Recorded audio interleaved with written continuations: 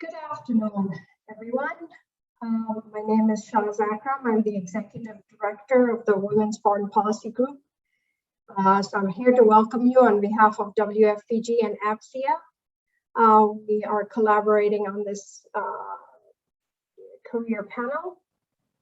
My name is Shahz Akram. Again, the Women's Foreign Policy Group is a network of international affairs professionals dedicated to advancing women's leadership, amplifying their voices through substantive global issues like today's discussion, and preparing the next generation and mid-career professionals for leadership through year-round mentoring and professional development.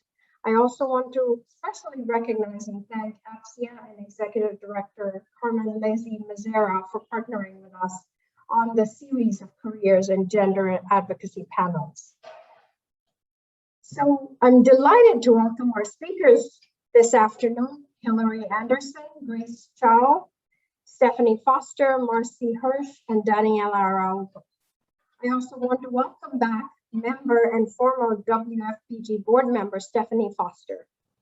We want to include your questions as well. You can send them in through the Q&A option button at the bottom of your screen at any point during the conversation, and we will include as many as we can. At this time, I would like to introduce our moderator, Daniela Araujo, who is a career diplomat currently serving as the head of cultural services at the Brazilian Embassy in Paris, France.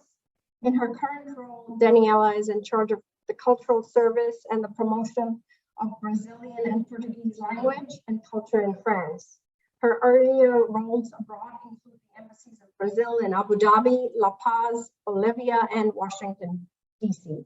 I now turn the panel over to you, Daniela. Thank you, Shaz, for the lovely introduction. I'm very pleased to be here today in this panel. And before we start, I'd like to briefly remind everyone to keep their cameras off and also their mics muted. We will have a discussion with the panelists, and along the discussion, as Shaz has already mentioned, participants are encouraged to type in their questions for the Q&A session at the end. And we will incorporate them and include them to the panelists at the end of the session. So I would like now to briefly introduce our panelists today. Ms. Hilary Anderson, who currently works for the Commission of Women at the OAS, Organization of American States. Ms. Anderson has an academic background in political science from the McGill University in Montreal. Ms. Grace Choi, who has over 10 years of experience in policy, advocacy, international development, and politics. She is she's the founder of the New York Coalition for Asian American and Pacific Islander Churches, an organization that was created in a reaction to the Atlanta spa shootings and anti-Asian racism. Also, Ms. Stephanie Foster, who has decades of expertise in the Capitol Hill, having worked as a chief of staff in the Senate, in the executive branch, and nonprofit sector and law. Ms. Foster has published a book which is Taking Action, Fighting for Women and Girls. She's a former WFPG board member. Marcy Hirsch is an independence consultant advising humanitarian organizations and policy and advocacy. And currently she's representing YEAR's Global South Network of national and local organizations in Great Grand Bargain Facilitation Group and the Interagency Standing Committee, IASC. She has a master's degrees in international affairs from Columbia University. So welcome everyone. It's a pleasure to be here today to have this session today with you. I would like to start our discussion today inviting each one of you to briefly talk about your career, your current roles, and how your academic background has prepared you for the roles you have today. And if, I don't know, maybe Stephanie would like to start. Sure, and thanks so much for having me. I'm happy to be part of this panel with former colleagues and people I've worked with in the past and some new people. So really glad to be here. I started my training as a lawyer, so I was a partner at a law firm. I don't do that kind of work anymore, but I will say that for me, being a lawyer has really helped me in terms of my ability to progress throughout my career, not just in the law, because it really gave me the skills to think about advocacy and making effective arguments and how to navigate complex systems. So going from that, I did end up and have spent really the bulk of my career since then in the intersection, excuse me, of policy and politics, working on Capitol Hill, working at the State Department, where I worked with Grace, and working at an embassy in Afghanistan and in a number of nonprofit organizations. My current role is as a partner at a firm called Smash Strategies, where we help companies and large nonprofit institutions that want to work on gender equality and women's leadership and help them in their strategies to do just that. So it's a role that brings together a lot of what I've done in the past in terms of looking at the policy landscape, needing to understand that, needing to understand what's going on in the larger business environment, what's happening in terms of consumer expectations and employee expectations, and really weaving all of those things together to help these institutions take the steps that they want to take to move forward.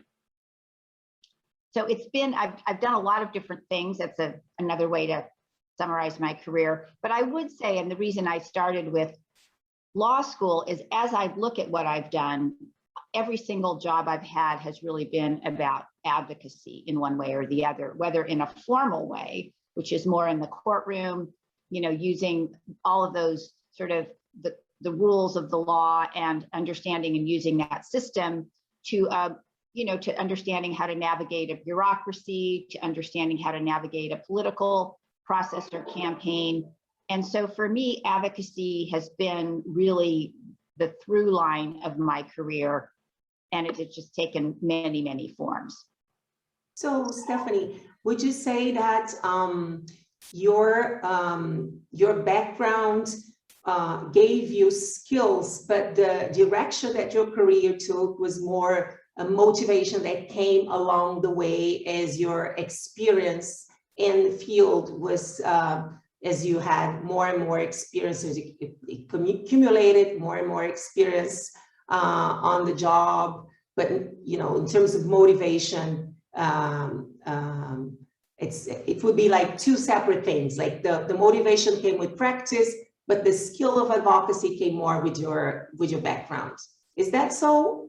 Well, I mean, I would say certainly, you know, I went to law school because I was an argumentative person, I think, or perhaps that's why I went. And I needed to channel that and be able to be an effective advocate. And so, yes, it started with law school. I would say, though, I became better at being an advocate with every experience that I had, and understanding how advocacy in one setting, a more formal setting like the classroom or working for a corporation as a general counsel, is very different than being in a situation where you really have to take the politics into account of what is surrounding you or what's going on in, you know, in terms of the policy framework or internationally, what's going on globally.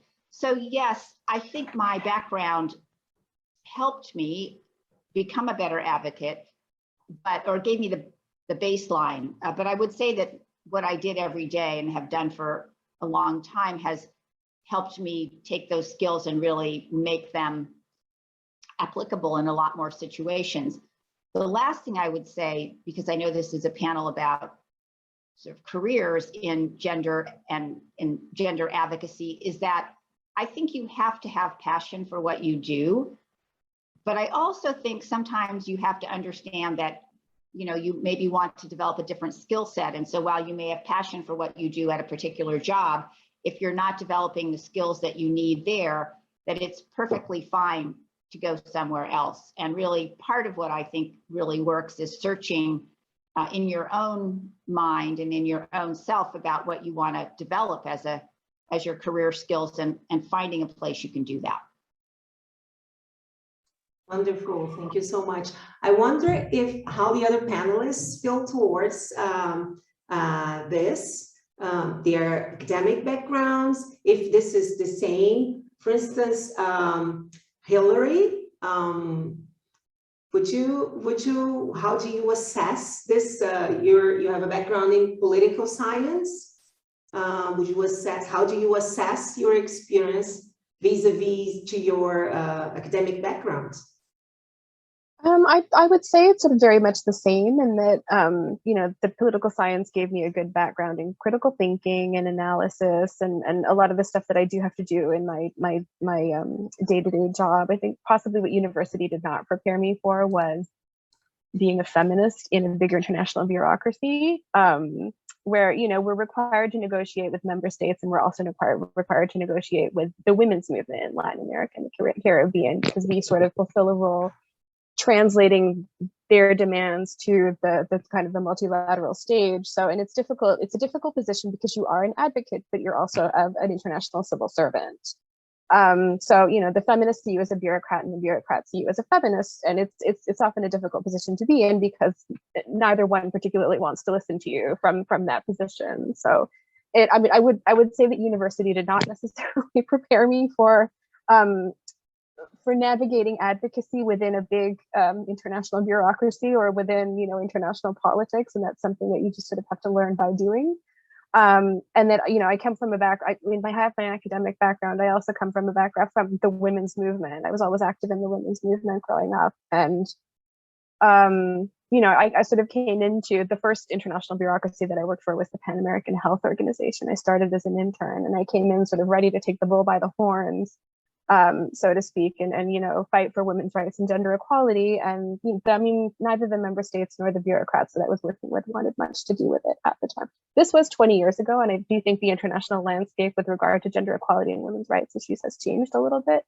And there's certainly more receptivity towards it, but I had to learn a degree of diplomacy that school certainly did not give me. Perfect. Thank you.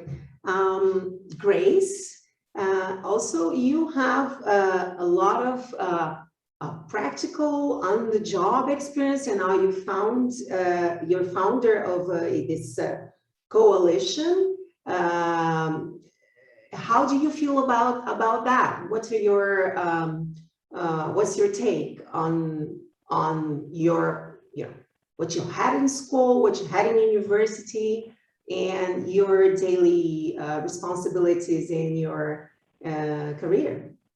Yeah, sure. Thanks for that question, Daniela, and thanks for having us, APSIA and Women in Foreign Policy Group. So I got my undergraduate degree at Boston College, and I actually grew up in Atlanta, Georgia. So going from the South all the way to a New England school was a culture shock. So I think if you are a high school student thinking about where to go for college, try to get out of your comfort zone and go somewhere that's totally different culturally. So I think that was great for me. I studied international relations at Boston College. I minored in what they call faith, peace, and justice. And I think in reflecting back on how my academics kind of tie into my career narrative is that I've realized from actually, learning about Catholic social teaching, even though I'm not Catholic, and learning about the importance of engaging civically and in service to others. There was this mantra that was stated a lot in our school because it's a Jesuit Catholic school of men and women for others. And so the philosophy and theology or core curriculum we had to take was really embedded into our student life. We had to volunteer as well as take our theology and philosophy courses. And I think when I saw the integration of my faith and my passion for social justice, I realized, oh, maybe I should delve deeper into this. And that's why I minored in faith, peace, and justice. And I think it's interesting now, I just recently founded the New York Coalition of Asian American Pacific Islander Churches, where I get to integrate my faith as a Protestant Christian, my identity as an Asian American, and intersect with the government, local government, teaching how faith institutions can work with local government. So I never thought that that's what my career would lead to, but in graduate school, I think what I found to be interesting, because I went to Tufts University, the Fletcher School, and I focused on conflict resolution, US-Asia relations, and forced migration, because I really cared about the refugee situation in North Korea as a Korean American. And so again, it goes back to my identity as a Korean, thinking about my motherland, knowing my grandfather was actually born in what is now Pyongyang, North Korea, but at the time it was one Korea. And how exploring my own family line led to me wanting to study foreign policy and then get engaged in human rights advocacy internationally. And actually, the thing that's common in my narrative is also politics. So similar to Stephanie, I think she's been blazing the trail for many of us, including me. And I got to serve in President Obama's administration alongside Stephanie at the State Department's Global Women's Issues Office. And, I didn't think, going to get a master's in foreign policy would mean working on a political presidential campaign that would then lead to me getting a political appointment at State Department. And eventually it led me back to Georgia, where I led the Asian American outreach for Stacey Abrams for governor. And, going back to my home state and doing that. And that's where I was like, oh, we're engaging again with a lot of different communities. And I think just thinking about my school experience again, I think when you're a student leader and a student organizer, all my skills that I learned honestly outside of the classroom in organizing and relationship building and networking, I think that has been critical to my own successes in my career, I would say. So yeah, that's a long about way to answer your question. Oh, it's perfect. Thank you so much, Grace. Marcy, what about you? You have a strong background in with civil society. How does your current role complement or contrast with your training during your academic training? Thank you so much for the question. And again, thank you for the opportunity to share my perspectives here. I want to congratulate all the participants just for being here today and for thinking about these issues in such a, just to be such go-getters, to be thinking about it from this perspective at the various stages you are in your academic training and your early careers. I hope that we can be resources to you. I was thinking about so many different issues when I was coming up.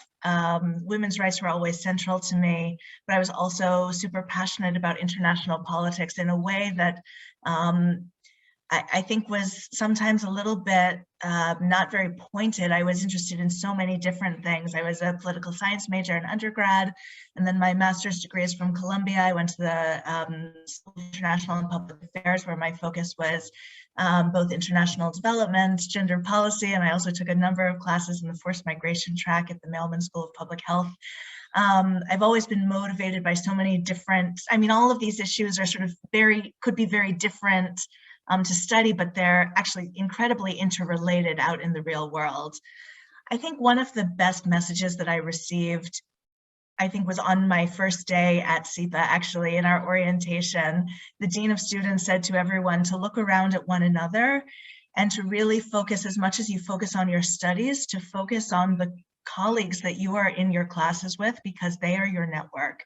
And that has been so deeply true to my experience, not just my classmates at SIPA, but really holding on to the contacts that I made at every UN internship, every entry-level position that I had in the early days of my career when I was working for a variety of different international NGOs and sort of trying to find my footing and exactly what kind of contribution I wanted to make. It's so important to hold on to those people because it's incredible what they're able to do for you. An anecdote that I like to tell sometimes was about an internship that I had at the UN while I was in graduate school.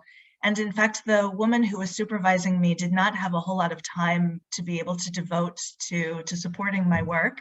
But in the absence of that, I would just be pretty ballsy, and I would, when I had the opportunity to attend meetings with other UN agencies, I would just go up to women afterwards who I really admired, whose interventions during the meeting I had appreciated. And I said to them, you know, I was just so impressed by what you said on this issue. It really sparked my interest. Could I take you to coffee sometime?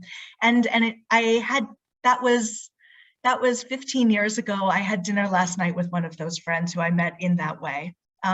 She has opened countless doors for me. And me, her, right at this stage in my career. It goes both ways. Networking, it's something you're never really formally taught how to do. I think it feels incredibly awkward sometimes and is incredibly challenging in the era of COVID, where look at the way that we need to engage with one another. You can't just walk up to someone after a meeting and put your hand out. So we need to find the mechanisms to find your herd, to find your cadre of women and others who are really going to support you in achieving all that you aim to. Marcy, thank you so much for the inspiring answer. I think you have already touched on the topic of what would be my next question, and I will get what you already hinted. Which is Grace mentioned, and I think it goes very well, blends very well with what the other panelists have mentioned. Grace mentioned the importance of getting out of your comfort zone, and Hilary mentioned the importance of learning by doing. And my overall general question to all of you would be, considering our participants today, how do you do that as early as possible in your career? I think you, Marcy, already hinted a little bit on that, like exposing yourself, talking, being bold and, addressing those people that you admire. And what would be the other suggestions and things you now perceive that you could have done, or you could have done more often as, undergraduates or young professionals, to develop those skills to be able to learn by doing? It's open for anybody who wants to take the floor. I will not direct to you this time. I'm happy to come in, Daniela, just because I work substantially now on humanitarian aid and advocacy around humanitarian responses and refugee responses. And this has been the work that I've done for the last, 15 years or so. And the world of humanitarian response is so complicated and bureaucratic. I'm sure the same could be said of all of the areas of specialization for all of my my co-panelists up here. But there's something quite unique, I think, about the way that the UN and international NGOs and local civil society organizations all rally together when an emergency takes place. And so for me, early days when I was working on the ground in Afghanistan, in Haiti after the earthquake in 2010, in South Sudan, just after the country gained independence in 2012. These were formative moments for me, and there is no amount of studying these systems and structures and various actors and their roles and responsibilities in textbooks or it's not even in textbooks. There's just no way that you can learn this in a classroom. You need to be on the ground. You need to understand the dynamics power relations, who's left in and who's left out, by actually living it yourself. And so I think that the earlier that one can get themselves into the countries where they hope to be making an impact, the better, because there's just no replacement for true physical on the ground learning. Wonderful. Thank Yeah, you. I agree with that as well. And I would say, I think something that is kind of coming up in a lot of our narratives is being open to where life takes you. So Stephanie had mentioned she started her career as a lawyer, as a partner of a law firm, but her openness to breaking out of what her law degree could do for her, I think allowed her to be where she's at now and to be the principal of her own company. So I think for me as well, I had always thought, oh, so I had paralegal at a law firm in New York City, and I thought I needed to get a law degree in order to help people and help North Korean refugees. And I later learned about getting a master's in foreign policy, and that there are other avenues, because I found out I didn't like law, and that was okay. And then after grad school, you know, at Fletcher, I came down to DC to look for a job, and it's just so tough. You know, getting into the foreign policy world is like this mystery black box. So I'm just really grateful to have even broken through. But I was so upset when my mom told me I should go work on President Obama's re-election campaign in 2012. I told her, you know, I got a master's degree in foreign policy. Why would I do domestic politics? And she was very frank with me. She said, you don't have any money. You have a lot of student loans. You're sleeping on your friends' couches right now. And this campaign will give you money, will give you a temporary home, and you'll get like an incredible lifelong experience that you'll never forget working on a historic campaign for President Obama. So I'm really glad I listened to my mom and opened my thinking of what my 2, 5, 10-year plan was, because I was like, I want to work at the State Department. I just need to get an internship in DC at a think tank and then get into State Department. But really, who would have thought, like, working on a political campaign, actually seeing the nexus of politics and foreign policy making led me to working at the State Department. But also working in global, you know, women's issues and global women's issues with Stephanie, it was my openness, because I was serving, my first political appointment was a staff assistant in the White House liaison's office. And my boss at the time sat me down. He's like, what kind of job do you want next? And I told him I want to do policy work. And he said, well, Global Women's Issues Office is hiring, and so is Religion and Global Affairs. And I was like, I don't have an expertise in any of those. Why would I do any of those jobs? But he had mentioned that GWE, you know, Global Women's Issues, had a really great culture. The people were great, and I should go and learn. And so I'm really glad, again, I opened my mind outside of like, I need to do refugee stuff. I need to work on Asia. And I was like, oh, okay, maybe I can, you know, learn about gender and pick up the skills. And I was really grateful for people like Stephanie and other folks in GWE who helped me acclimate and learn about gender issues. Because after State Department, I was able to then work at Save the Children, actually with Stephanie as a consultant on leading the global gender advocacy and policy work with the Hill and with the executive branch. So just staying open to where life takes you. And the second and last thing I'll say, because I'm talking too much, is I think what I found in life is the intersection of what you love, what you're passionate about, and what you're good at is probably where you're supposed to be. And I'm going to bring in my Jesuit Catholic, you know, teachings. It's what they call vocation. It's what you're called to do in life. And I really do feel like that's piece 5, where what you love to do and then what you're good at. Like when you go after what you love to do, you're not good at it. Maybe you won't thrive, but if you love what you do and you're good at it, maybe that's a place you should go forward in. But sometimes it takes trials and errors. Wonderful. Thanks so much, Grace. I want to agree with Grace, the intersection of what you love and what you're good at too. Because that's been very true in my career as well. And not to repeat, because I agree with both what everything that Marcy and Grace said.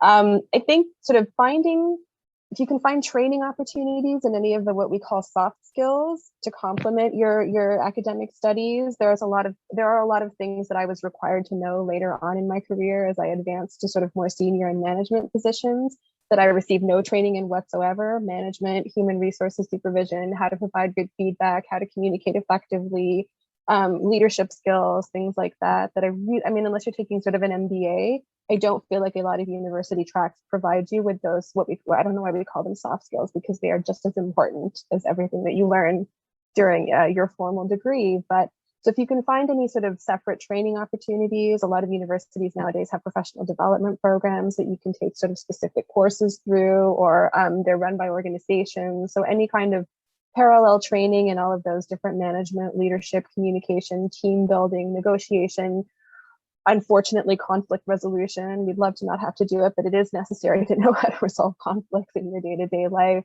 So any training opportunities that you can do sort of while you're still younger and frankly have the time to balance that. Time management is another very important skill that I wish I'd learned more of during my education, because it becomes, especially one of the drawbacks to Zoom is that I can't see the demographics of the audience, but I'm going to assume that most of you are young women.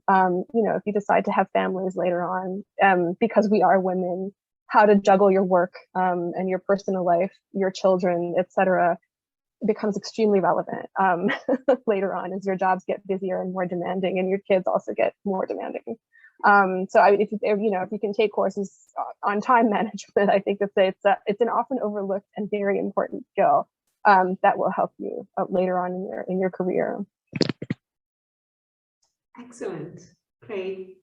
I just add a couple things. One is, I think you have to be okay with knowing that many of your friends and family will have no idea what you do, and you have to explain it to them repeatedly. So when I was a lawyer, I was a partner at a law firm, I went to court, I did litigation. Everyone knows what that is, right? It's on TV, or, you know, it's a thing that people are familiar with. Even working on Capitol Hill, there's a little more familiarity. But I think when you're in the policy space, oftentimes people aren't really clear on what that means to be an advocate or to be working. They may know that you go and work in a particular country, but what does that really translate to? So I think being willing to live with a little bit of ambiguity from sometimes the people who know you the best, and being willing to figure out a good way to talk about that. That's excellent. Taking from what you have expressed here, I gathered a recurrent theme that, well, I was able to be moderating the panels that we had in other languages as well. In terms of skills that are important, and we always come up with a number of those soft skills. So that we have to, there are, I think everybody's, it's a common thing. Everybody recognizes that they are so important. However, they are very difficult to translate in your resume. So how, I think Hilary mentioned the importance of, getting training opportunities, getting courses. Are there any other ways in which you can demonstrate to a prospective employer that you possess those soft skills? Because having a diploma, having a degree, you have a piece of paper, right? But then about the soft skills, how do you demonstrate that you're open or flexible or creative, that you are able to juggle personal and professional life? What are your takes on that?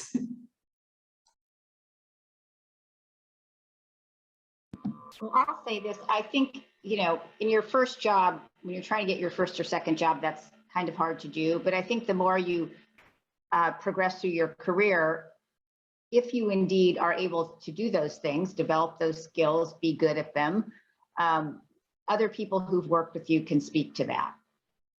Because that's really the only way that I think there's a lot of authenticity in saying, I'm a good manager or I'm good at time management, is that people who've seen you can speak to that.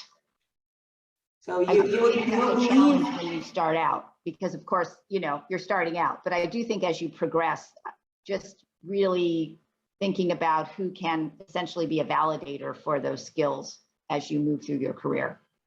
sorry to interrupt, Stephanie. So you're a believer in the network, in the support network, and getting the network as a validation for those skills out of, what we can put in a resume. Yes, I mean, I think a network is great for many things, and we've all sort of alluded to it, making connections, looking for other opportunities, but, ensuring that you think about your people you've worked for and with who are part of your network as also being people who can help weigh in if asked, or, if part of the process on those other skills that we often distinguish from having good policy expertise. And I think especially as you move up into the more management kind of jobs, I think that's really important. I mean, I will say, as I've hired people, I do ask them, obviously we ask for references, but then I often look at their resumes and think, who do I know who's worked at these various organizations who I could call and also ask about the person. And that's often when you get information, about someone's management skills or their ability to navigate well in a complex environment that really help you make a decision in favor of somebody.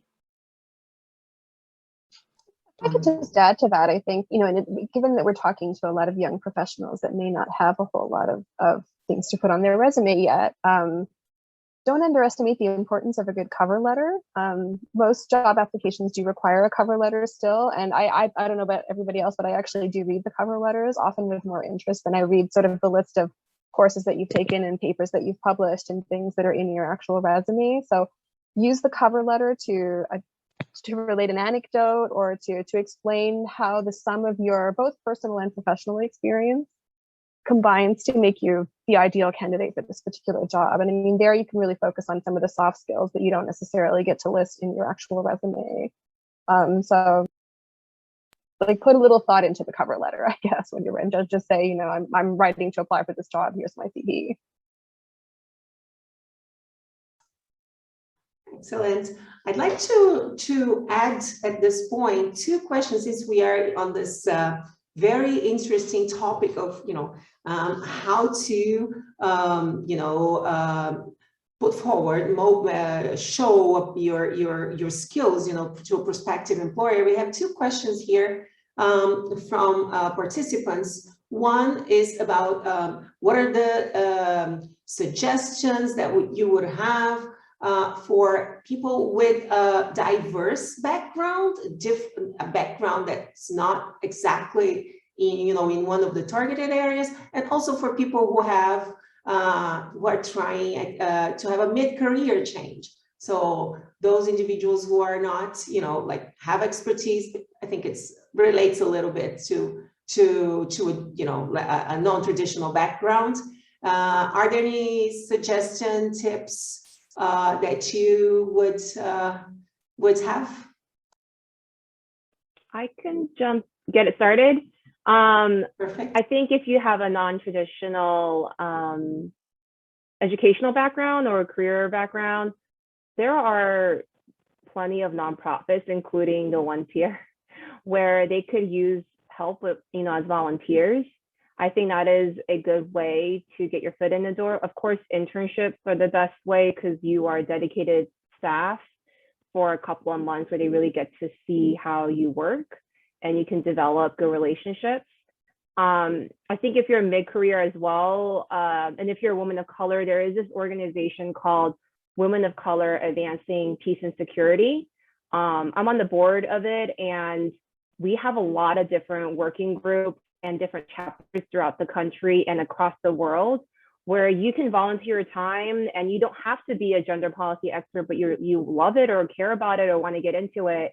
And through these working groups, you're able to channel your understanding of the issue, learn about it, and network at the same time, without having to have a full-time internship or a job in it. So I think just volunteering, looking up organizations that a lot of the panelists have already worked at before or currently work at, see if there's an opportunity to volunteer or intern with them. I think that is the best way. And then in terms of, especially for mid-career folks who are looking for a career change, if you can't afford it, I do think, I mean, this is kind of the unfortunate situation with people in the policy world who have just too many degrees, but if you are able to get a certificate or some kind of paper that shows that you had a career change from, let's say, engineering to international relations, even if it is for 1 year, let's say it's an LLM, you know, you don't need a law degree to get an LLM, then I think that can also signal to more traditional players in the policy space that they see you taking it seriously. So otherwise, you know, volunteering and interning. Perfect. Thank you so much, Grace. Marcy, if I can add, we are having lots of questions, so I'm trying to incorporate them as we progress with our discussion. So there's a very interesting question here, building on what you have said, but about getting field experience. So how those tips can be translated into a post-COVID time. So if we are out to get more experience and get networking, how is it possible? What are your suggestions, tips for, well, travel restrictions and, you know, an era of, you know, internet mediated human contact? Yeah, it's no doubt a more complicated landscape today than it was when I was coming up. And so I just want to name that and sort of calm the anxieties of anyone who maybe heard my recommendation a few moments back and felt hard-strung by it, because it's true, it's complicated now. I also want to name that I did a program that was an alternative to the Peace Corps when I was first starting out, which was a real way that I sort of got my foot in the door. And I think that a lot of the debate and dialogue around racial justice and decolonization of aid have really poked important holes in the ways that those programs go about doing their work. So there definitely are things that I look back on that I did in my early 20s, you know, right after undergrad, some of the work that I did, that cringe is too strong a word, but it, you know, there is definitely some white savior complex built into the way that a lot of my early formative experiences in the aid sector were. And I just want to own that and name that, and hope that sort of the opportunities for young professionals coming up now are more thoughtful than what was available and what people were thinking about 20 years ago. That said, I do think that there still are out there volunteer opportunities to get one started, to get one's foot in the door, that are super useful. And then I also think that taking on sort of junior level or mid-career level assignments with large international NGOs, right? Looking at like the CARES, the Oxfams, the NRCs, the IRCs, there's a whole alphabet soup of them. And they need people who are starting out their careers, not just in their Geneva, New York, London offices, but they also need them in their Juba offices and their Goma offices. And those opportunities are open. And to be honest, maybe they paused for a brief time during 2020, but today they're back. So don't feel held back. Do your own research, of course, about what you feel safe with and the amount of health and other physical risk that you're comfortable taking on. That's always an important consideration when you're getting into the humanitarian field.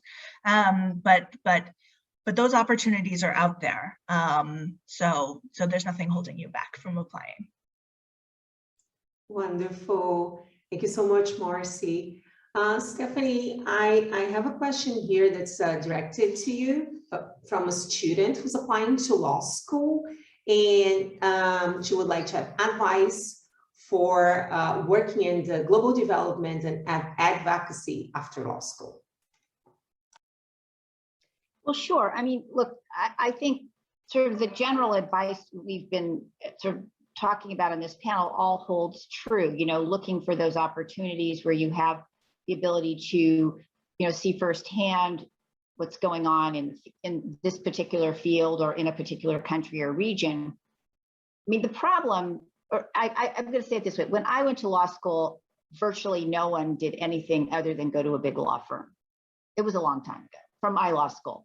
And I remember because I had a friend who wanted to be a public defender, and that was like, she had to go through a whole separate process of hiring. And it was just, people didn't do that. I was back at my law school recently and in the last few years, and have spoken on several panels about international affairs, gender policy. And I think there's a much bigger appetite from students in law schools today to not go the corporate route. And so I think career centers are becoming much more attuned to those, making those opportunities either available in terms of helping people understand what's out there, and also bringing in speakers who can help, you know, help students network and figure out how to actually get into particular organizations. I will say, I'm not sure this is exactly what the questioner is asking, or every organization needs a lawyer. So there's always that. I mean, I will say you have, you know, legal obligations, compliance with regulation, all sorts of things. I mean, every large organization, whether it's for-profit or not for-profit, has an in-house lawyer for the most part. And so that's another way to think about it.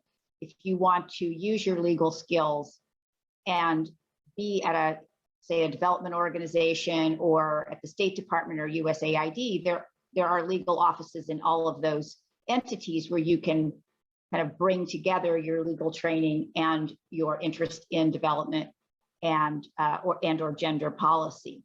The last thing I would say, one thing that law school hopefully teaches us is to be clear and concise communicators, which I think is the skill that is the most important for anybody in any career, but particularly in this one.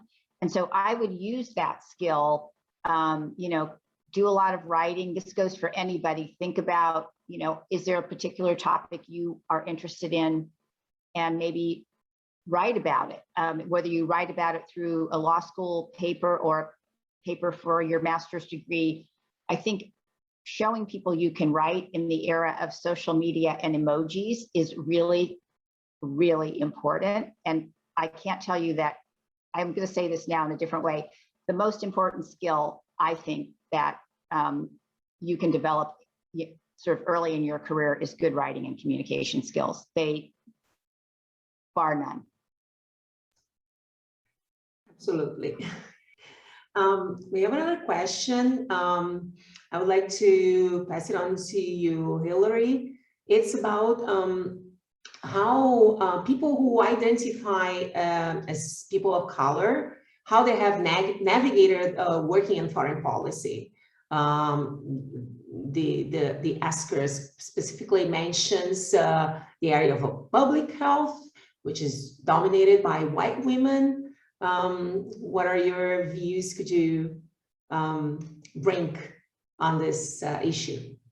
I mean, I can share my perspective as a white woman, which is certainly only part of the equation.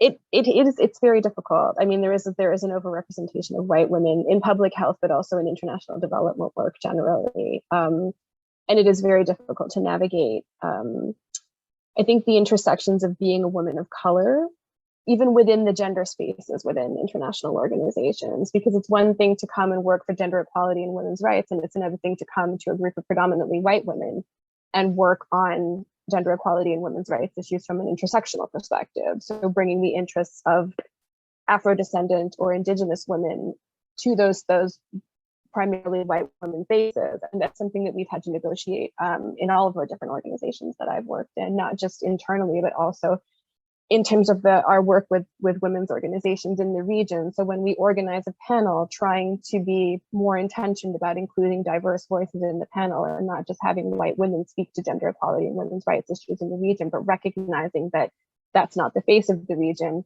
and making more of an effort to include voices from Indigenous communities, voices from Afro-descendant communities, women with disabilities, LGBTI women, et cetera, and not assuming that we can speak for the enormous diversity of women that our region represents. So I think, there's, in terms of specific skills, I think that can help navigate that.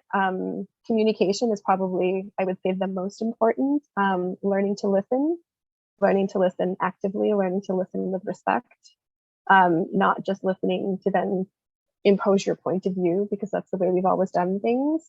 There are a lot of organizations that now have diversity and inclusion programs. It goes well beyond just hiring a diversity of people. It's giving them the space to make sure that their voices are heard and that they can participate equally in decision-making and leadership within the organizations. And that's what, to a large extent, is still not happening and needs to happen a lot more, particularly within the bigger international organizations, because we talk a very good game about diversity and inclusion, but I think we're still not walking the talk to the extent that we could. And I think a lot of that means that we need to listen better, we need to communicate better, we need to create more spaces where voices can be heard, and not just heard, but also taken into account. So there needs to be a lot more accountability to our diversity and inclusion efforts. We're hearing your voices, but it's not just that we're hearing your voices. We are going to respond to them in a meaningful way to make sure that they're included. And I know as a woman of color, it's very difficult to make your voice heard. Sometimes it's very difficult to speak up. There was another question about how you do that as an introvert, which I am, or was, I guess. I've worked hard to overcome it over the years, but it's if you're an introverted woman of color, I can't imagine how difficult it is. It was hard enough as an introverted white woman to speak up and network and make your voice heard. There are specific courses. I think there are groups that work with women of color in terms of professional development and skills building, and I would certainly have a look into those and work with a lot of those groups that will help you again with some of the training and those what we call soft skills. That will help a lot. Try to find allies within the organization. They're there, I promise. They might not be immediately visible, but there are always people within whatever organization you're working in that want to be allies to making a diversity of voices more included and more heard within the organization. So I think finding those allies and going to speak together as a group rather than just trying to be the lone voice within an organization. I think that's probably an important piece of advice. Can I add, as a woman of color? I don't know if there are other women of color on this panel, but as a woman of color who's on the board for Women of Color Advancing Peace and Security, this organization, WCAPS, was created by Ambassador Bonnie Jenkins, who was one of our very few Senate-confirmed individuals under the Obama administration at the State Department. And so she saw the disparity within the foreign policy space, that it is mostly not people of color and let alone women of color. When I worked at Save the Children and joined the gender, civil society conversations and roundtables, we would almost, I think, weekly or bi-weekly meetings, we would have them with CARE, with Women Deliver, all of these big gender groups. And I was one of 2 women of color. And by the way, Asian Americans are people of color too. I think there's this misnomer and misunderstanding that Asians are not people of color, that they're white, that we are white people, and we are not. So in light of just kind of the misinformation age and people coming up to New Yorkers coming up to me and my friends and saying that I'm not a person of color or a woman of color, just want to say it for the record while there's a recording on place, that I am a woman of color. Asians are women of color. And I was one of 2 Asian Americans in our civil society discussions. There were about 20, 30 groups represented. 1 Latina, so there's 3 total out of 20, 30 people. I think what needs to change is how people hire people. So, who are your interns you're hiring for your organizations? because you are hiring your interns to be your staff assistants, to be your program coordinators, to then be the director of advocacy, then to be the VP of advocacy. And I realized in the international development space in particular, I can't speak as much about public health. It seems like Hilary is the expert on that, but international development and foreign policy at large is just heavily not people of color represented and women of color. And so as Hilary mentioned, I mean, looking for allies, your allies, a lot of my allies were white women, because also the people who have the power are not people who look like me. And that's fine, that's just what it is. But when I had an opportunity to make decisions on what interns we hired, I made sure that we had a diverse slate of young, BIPOC women who are being interviewed, because if you don't create the pipeline and push for people to be interviewing and also spread the word outside of your known networks, go out to the different groups, then people won't know about these opportunities. So just want to put a plug in for that. Grace, I have a question that has been specifically addressed to you, and I would like to take the opportunity since you have the floor. So how do you feel that gender advocacy, feminism, and faith intersect in both their personal and professional lives? Well, I think it's natural to intersect all three things. I don't think anyone exists in silos of what they are spiritually versus what they are professionally versus where they are personally. And I think my faith really does call for me to be a good advocate for myself and for other people. And unfortunately, within the Christian religion, but also in many different religions, there aren't many women faith leaders. I'm not an ordained faith leader, of the Christian faith, but I found that I'm also one of the few people within my community as an Asian American that wants to engage civically with government, that knows how to do that. And so I'm leading a group of 15 male pastors on how to engage locally with government.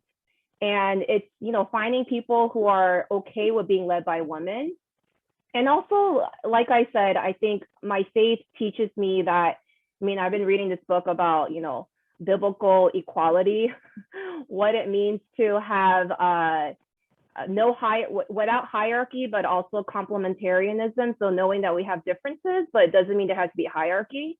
And it's just re-understanding my own theology, which shapes my faith, which shapes the way I interact in the world. But for me, I found that it's really important to advocate for gender equity. And now I'm going back to my faith to understand the theology behind it and to read through my own theological scriptures to then come back and understand deeper how that my faith aligns with what I believe socially as well, personally and professionally. So it's still a journey for me. I haven't figured it all out, but I am a huge advocate of gender equity. But my advocacy of it is going to look different from other people. But I think I think your faith is very important, whatever you're doing in life. I think my faith guides me to every path that I'm on. So does that answer your question? Hopefully. Thank you, Grace. Well, as we are moving to the final minutes of our discussion panel, I'd like to, we have a lot of questions. Unfortunately, I don't think we're going to be able to go through all of them, but I'll try to incorporate them at the very end as much as I can. And I'd like to borrow something that, a phrase that Marcy has mentioned, that I think has a lot to do with the question that I'm going to put forward now. It's the intersection of what you love and what you're good at.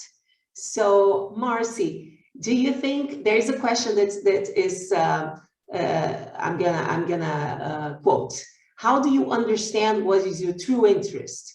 And is it important to become an expert in one's field? And I would like to borrow this expression, this phrase that you put forward in one of your speeches.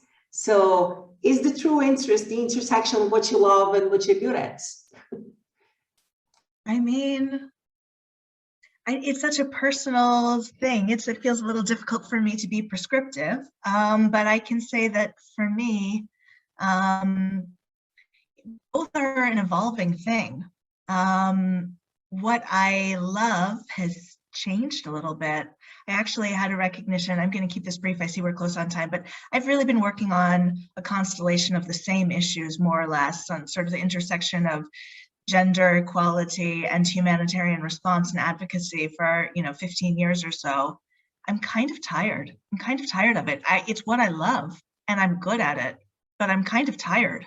And I'm doing something else right now, actually, with NEAR, which is gender blind, but I'm working on localization and it's making my heart sing at the moment. It's sort of the joy of doing consulting work right now that I'm getting to try out some things that are related to what I love, but are slightly different notions of it and getting, like, allowing me to flex my muscles in slightly different ways. So I would just sort of, if I could give myself advice, my younger self advice that maybe is useful to some of you out there, I would just tell myself to take a deep breath. Like, you don't have to have the answers right now. You don't need to know the intersection of what you love and what you're good at and be able to articulate that today. It's something that's going to keep changing. So don't put pressure on yourself to be able to do that. And the last thing that I'll say, and I think this maybe will be my last moment to say something to you today, given the time. This is an embarrassing reference, but I have a 3-year-old, and so Frozen is part of my vocabulary. There's a song, there's a song at the end of Frozen 2, which haunts my dreams and has been very present in my pandemic life, called "Do the Next Right Thing." And it's a cheesy thing to say and a cheesy reference to make, but I do think that it is so true that when you are graduating from school, you don't have a zillion options. It feels that way, but actually there's probably only a couple of things right in front of you. Just do the next right thing. Just do the thing that feels good. And then after that, you'll do the next right thing after that. And you'll look back, 20 years later, and you'll have figured out what you're good at and what you're passionate about. You don't need to know when you're starting out. Well, Marcy, I'm totally with you. I have a 10-year-old and Frozen is part of my life. So do the next right thing rings a bell and means total sense to me. Well, as a final round, that I would like to invite you all to offer a reflection on your careers, what we've been discussing today. And I'd like to borrow a little bit from a question that has been put forward about how advice and how to deter burnout in your work. So if you could offer a 2-minute reflection on that, what you would just suggest or tips for our participants today, because I think this is a very recurrent theme, and mental health and I don't think we can close this panel without touching this such an important topic. The floor is. If I could go first, only because I am doing time management here. I have a call that I have to get to, which wonderful.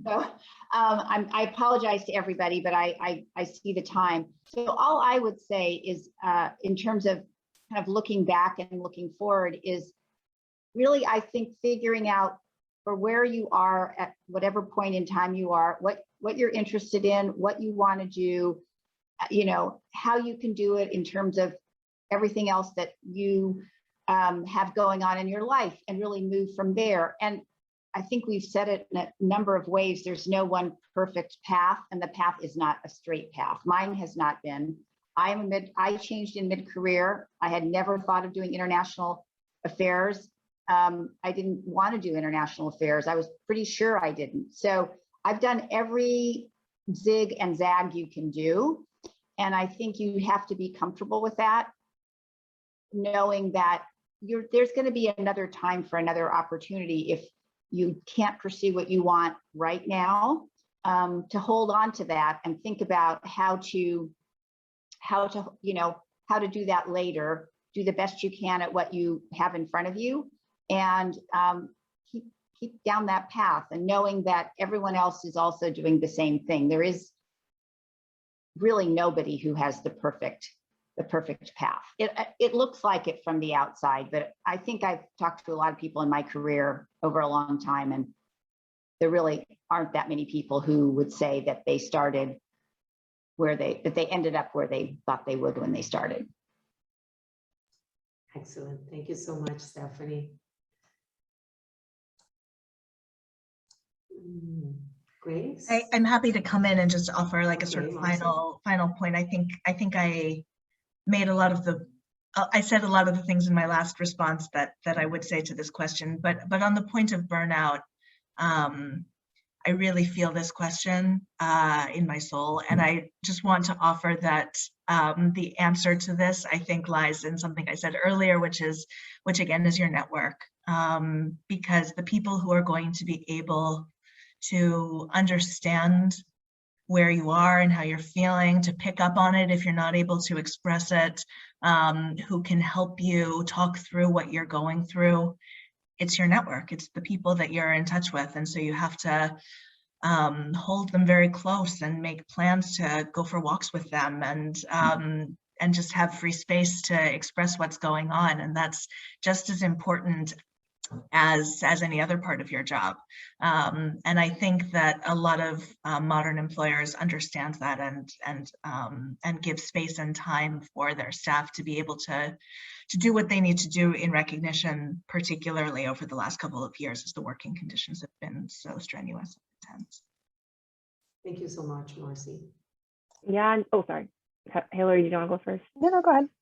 I was just going to build on Marcy's point about burnout and just really taking care of your health, because, you know, the last almost 2 years of being in the pandemic, and we're still in it, it's been really tough, as Daniela said, about on our mental health. And I led the mental health policy for New York City during COVID-19. So actually in the summer, I resigned because I needed to take care of my own health. And I realized I wasn't prioritizing not only me, but also my loved ones, my family. So luckily I had the means to be able to take what I call my own personal sabbatical. No one's paying me, I'm paying myself. But I think if you need a time to Sabbath, to rest, to just stay in touch and reconnect with your loved ones, whether it's your adopted family or your own family, I think that has been so critical to me to find my solid footing again, to then start this new coalition and you know, reconnect with my passions again. So I love that we're closing out with a reflection and talking about mental health, because you cannot give from an empty cup. You know, you have to be restored and filled up, and you need to rest as long as you need to, because it has been a really tough couple of years. So if you take a break, if there's a gap in your resume, a lot of people will understand, because we're in a pandemic. So give yourself that grace. I'm still learning to give grace. So I just wanted to leave with that. Perfect. Thank you so much, Grace. Hilary? My final reflection is, particularly from kind of a bureaucratic, diplomatic scenario, when I get bogged down and fatigued with all of that, it's important for me to touch base with the women's movement, you know, with the people that we're supposed to be working for, to hear their voices, to listen to their concerns, to get some feedback on the work that we're doing from them as well, because they often have a point of view on the work that we do that the member states and don't necessarily have. And it can be really refreshing to hear from them what the value of our work is, because I think we don't always see it on a day-to-day basis. Working here in DC and listening to all these multilateral negotiations, and it seems like sometimes they're going nowhere. It's important to hear from the women's movement. So, I mean, we have sort of a little group of feminists from different countries of the region, and we get together over, I mean, it's a Zoom happy hour, and that is what it is, but it's important to touch base with them, I think, and to hear from them, so they can just kind of refresh why this work is important, why we're doing it, why we got into it in the first place. And to kind of re-inspires your motivation, I guess.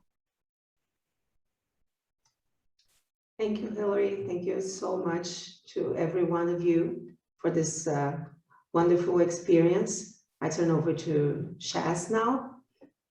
For me, it was very, very pleasing and a lovely experience to be here. Thank you so much, Daniela. Thank you to all our panelists who joined us today for this very important discussion. And thank you all our attendees for joining us and for your excellent questions. We will try and answer some of the questions that were not answered and hopefully get you individual answers. A recording of the session will be available to all attendees and will also be uploaded to our WFPG's YouTube channel. We hope you'll stay connected. Join us as a member if you aren't already, and consider signing up to be a virtual mentor to help support us in our mission to prepare the next generation of women and mid-career professionals for leadership. Also follow us on social media. We post a lot of interesting stuff. I look forward to seeing you all again soon. Thank you once more, and bye now.